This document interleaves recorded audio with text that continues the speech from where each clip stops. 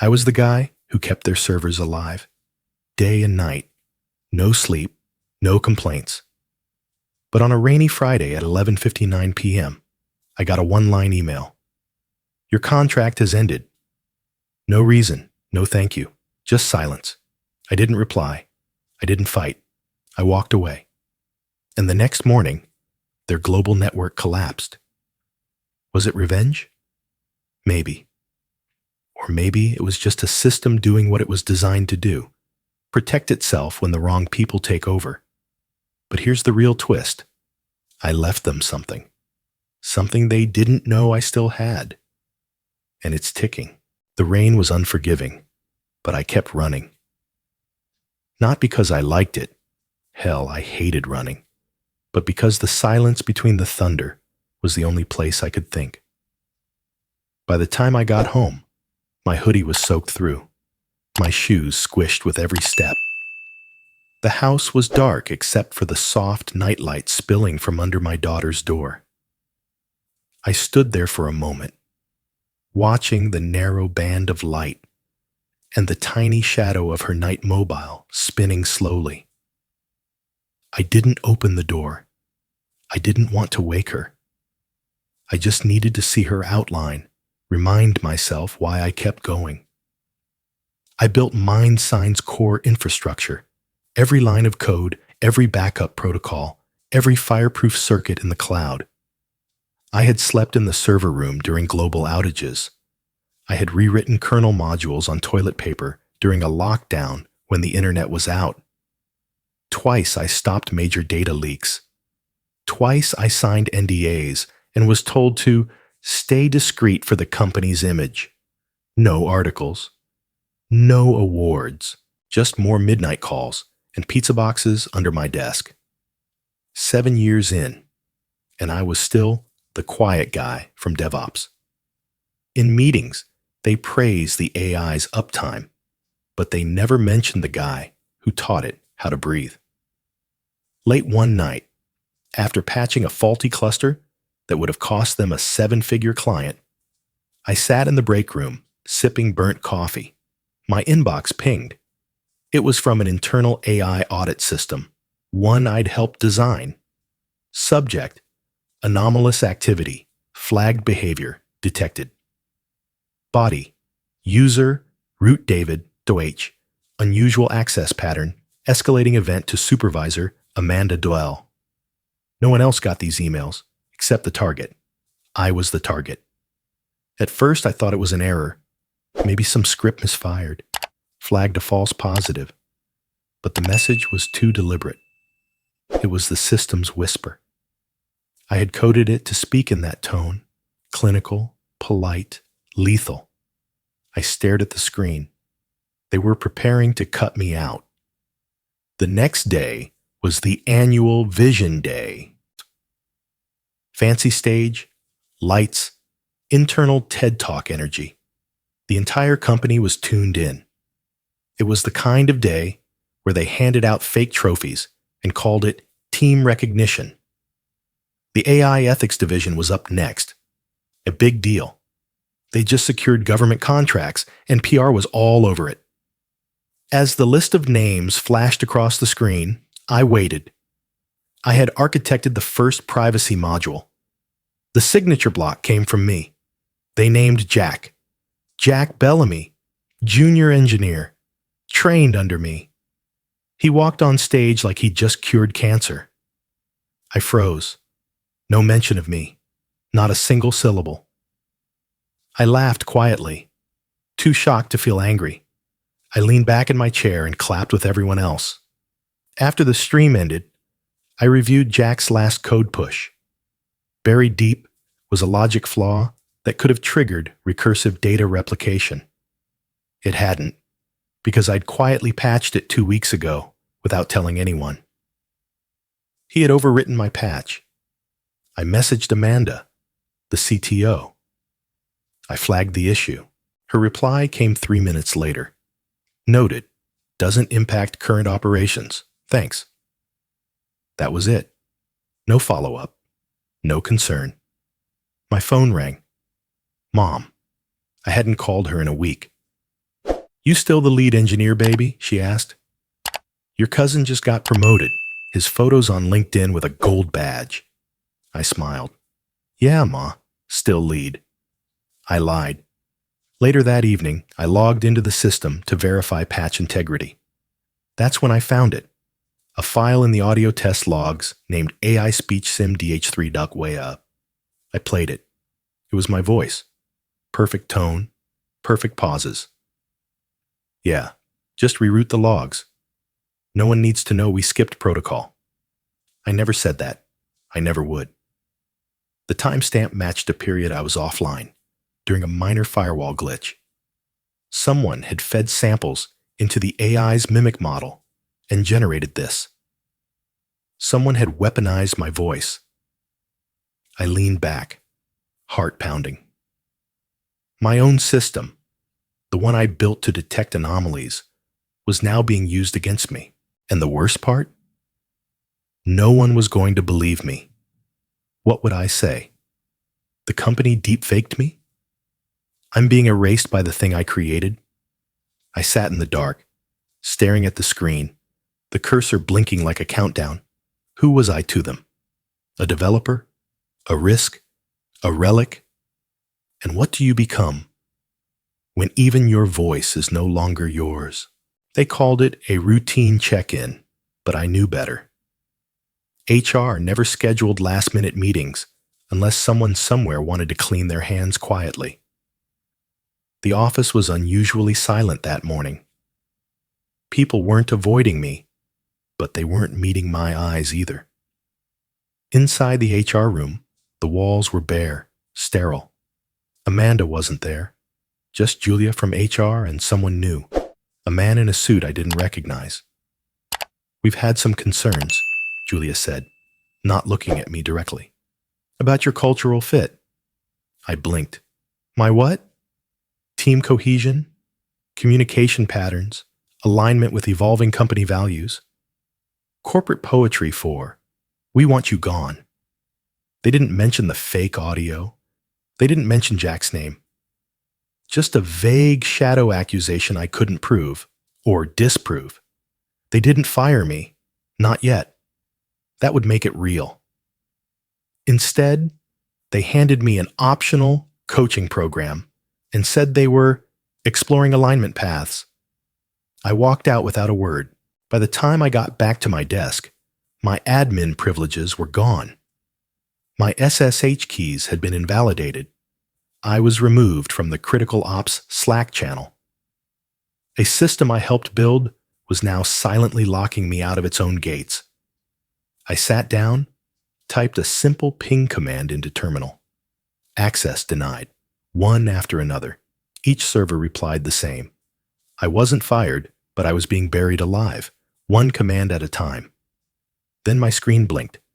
A Slack message popped up. From a name I hadn't seen in weeks. Lan, product manager, gutsy, honest, my one real ally. Her message was brief. Lan, direct, incognito. They activated observation mode. Your terminal, keyboard, facial cues, all flagged. Check cam 04C logs. Don't reply here. I checked. She was right. The system's AI surveillance had flagged my posture, eye movements, even keystroke rhythms. I wasn't an employee. I was a subject under study. That night, I didn't go straight home. I sat in the car, parked under an old bridge where Wi-Fi was dead and silence was real. I played a voice message from my daughter. Today I drew you, Daddy. You're wearing a cape and saving a city. I made sure your glasses were on because superheroes can be smart too. I smiled. The kind of smile that aches.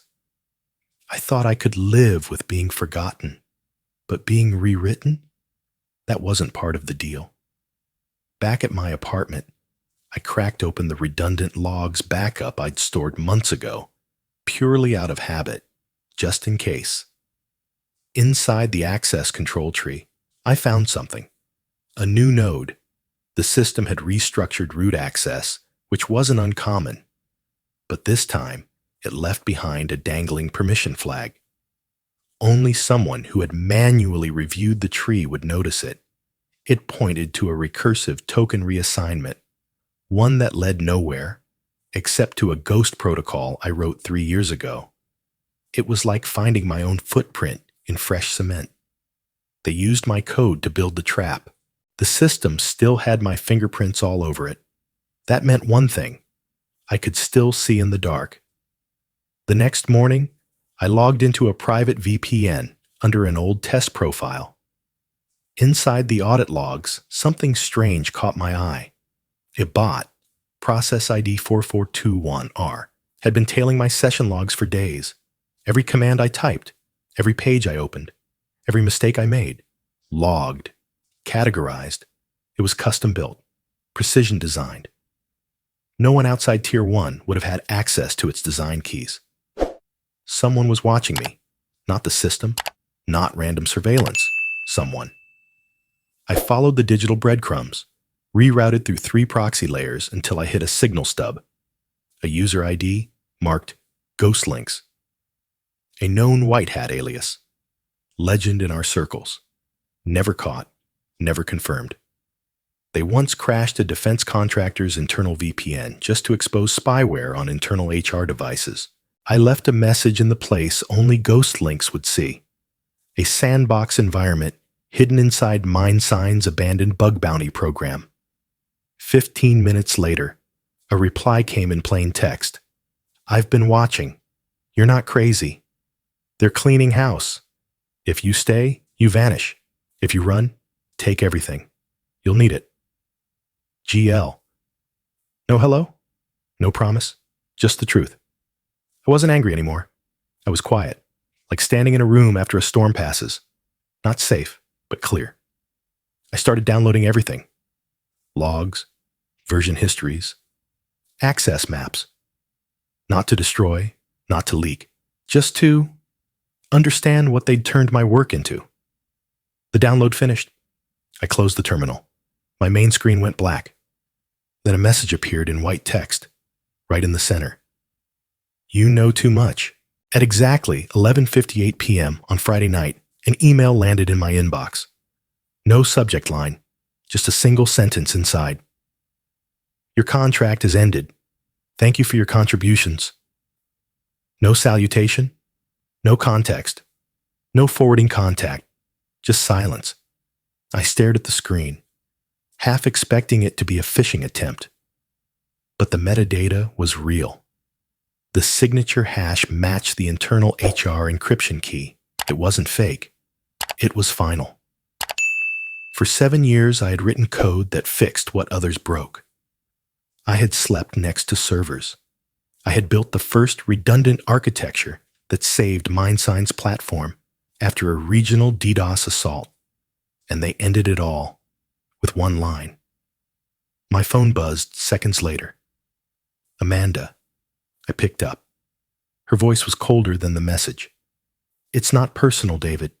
Sometimes tech evolves. We need people who align with the new direction.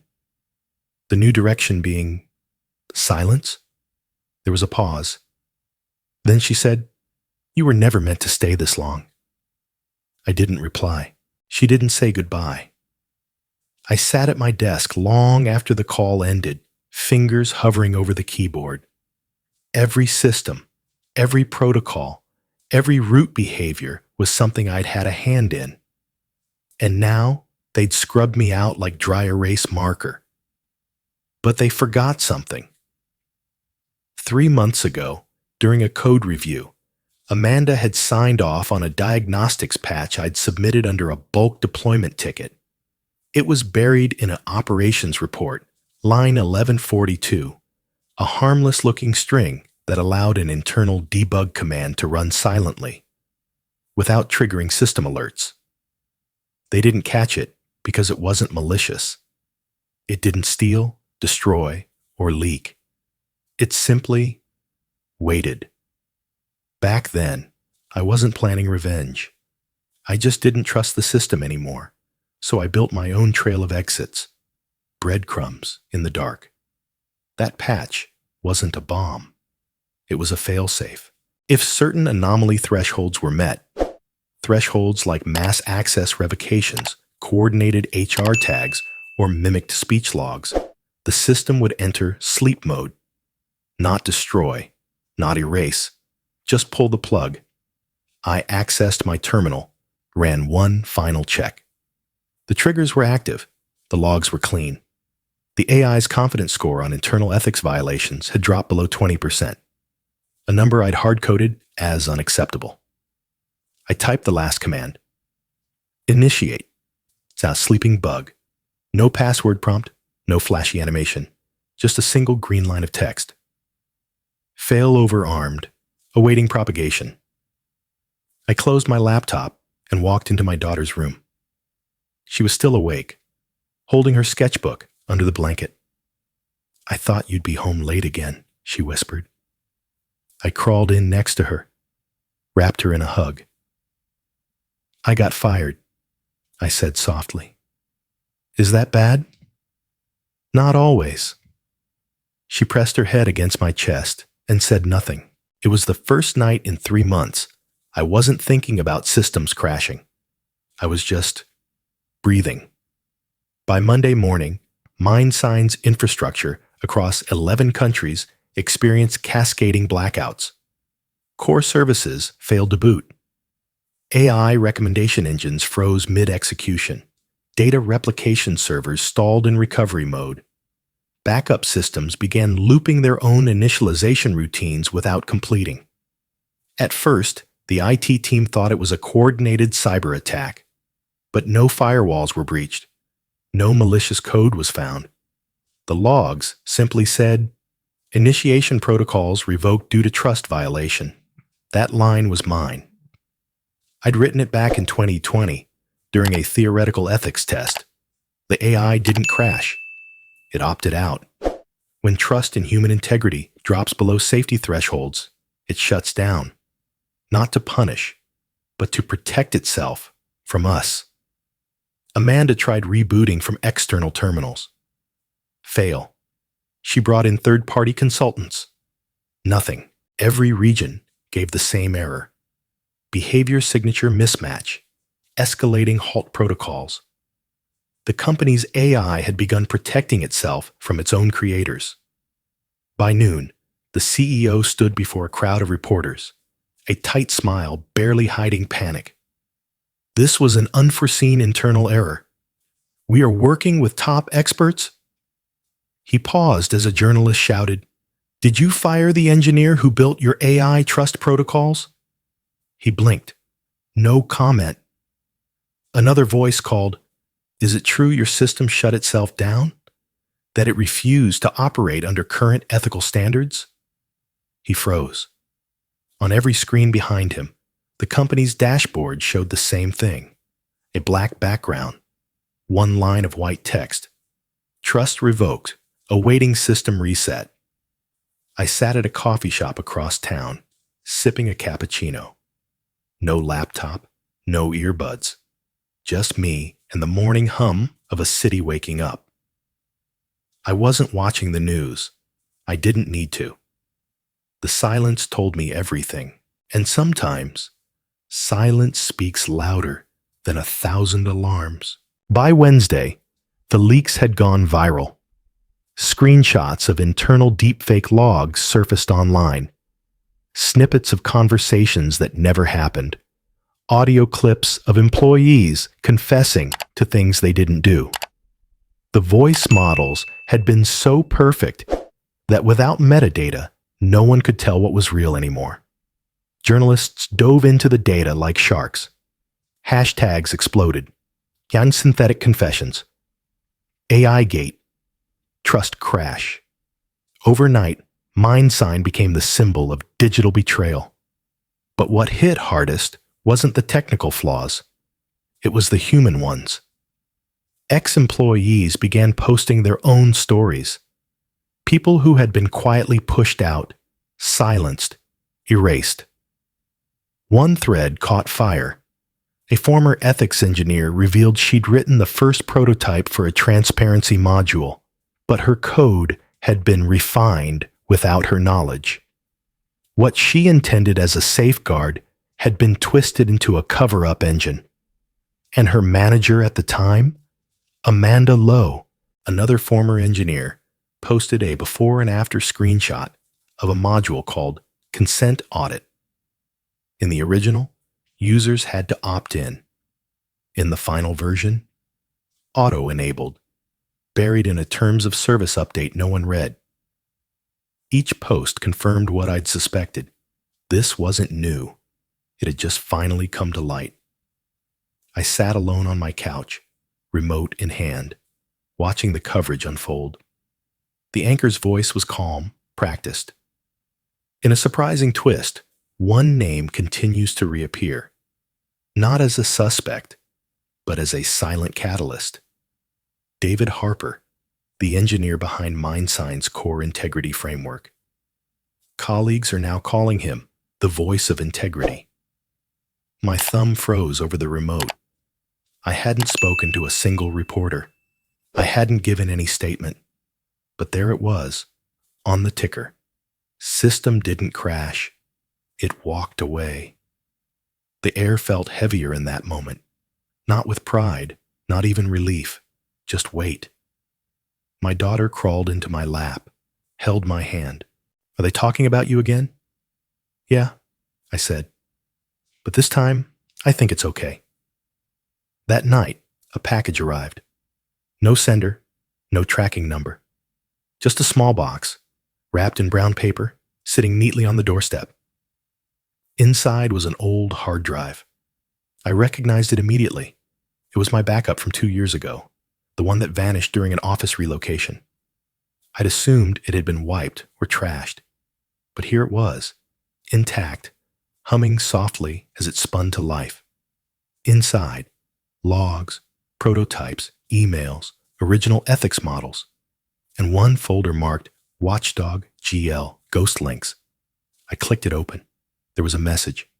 You trusted the system. I didn't. You built the firewall. I used it to escape. Sorry for the rewrite. No one believed me either. Attached, a script called Audit Bomb v3.4, a tool designed to audit AI behavior against human ethical baselines and flag discrepancies in real time. Someone had used my work and improved it. Thursday morning, I received a call from a number I didn't recognize. David Harper? Yes.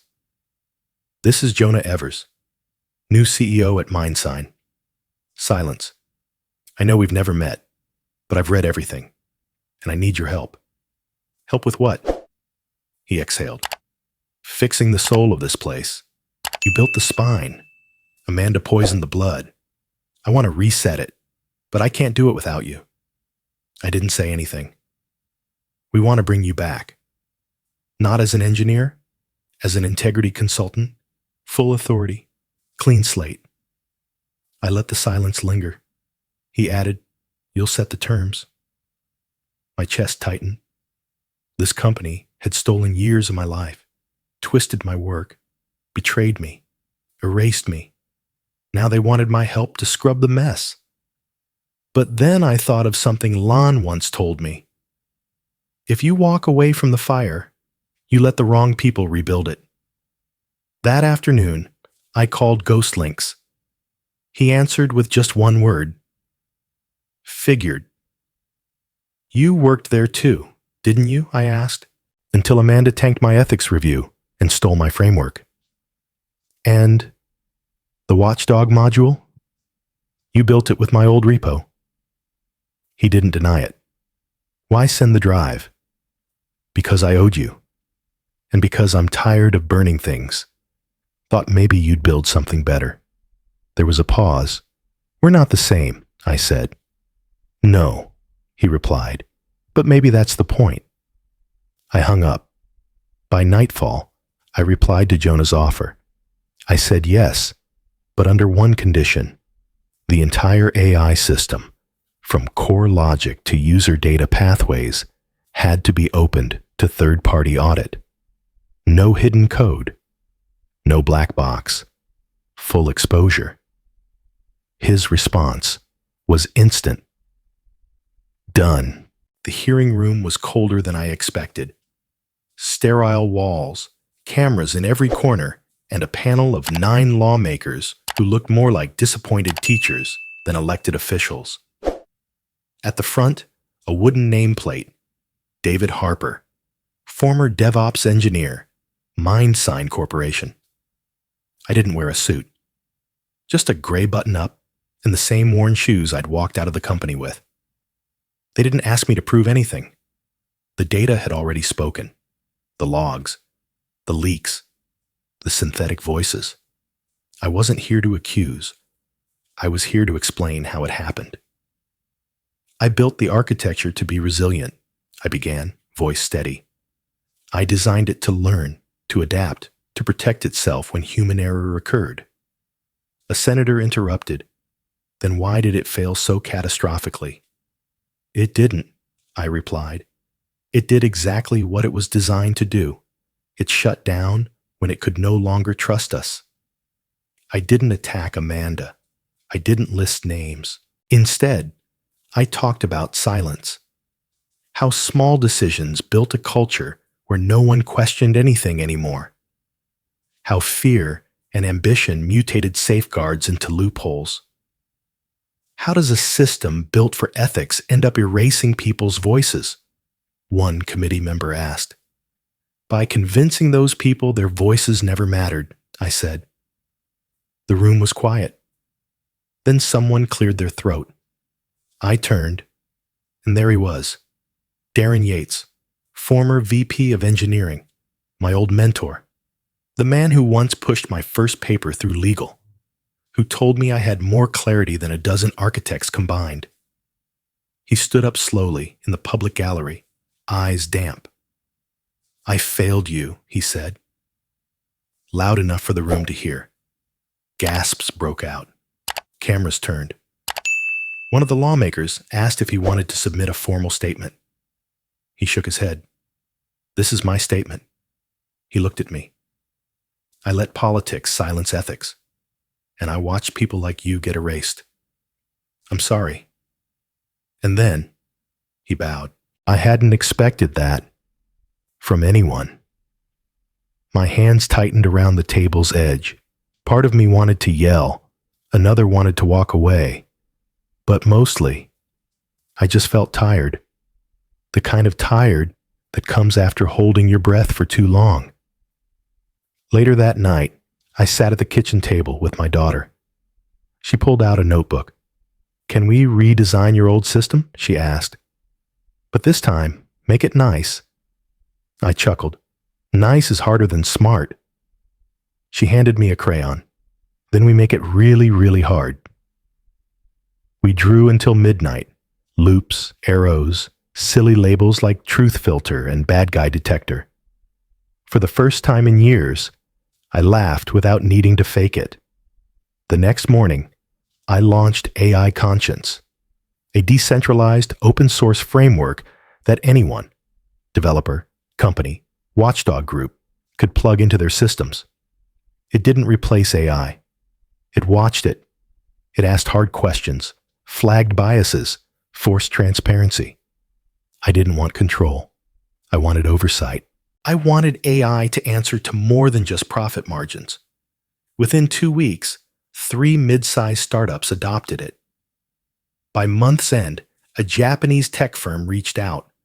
Their internal AI had begun making hiring decisions that somehow excluded women over 40 from leadership roles. No one noticed. Not until someone whispered, "Ask David." Their message was simple. We trusted the model.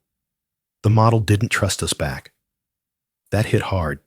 I worked with their engineers for weeks, dissecting their code base. It wasn't malicious, just unexamined, left to learn patterns too long without correction. We fixed it, together.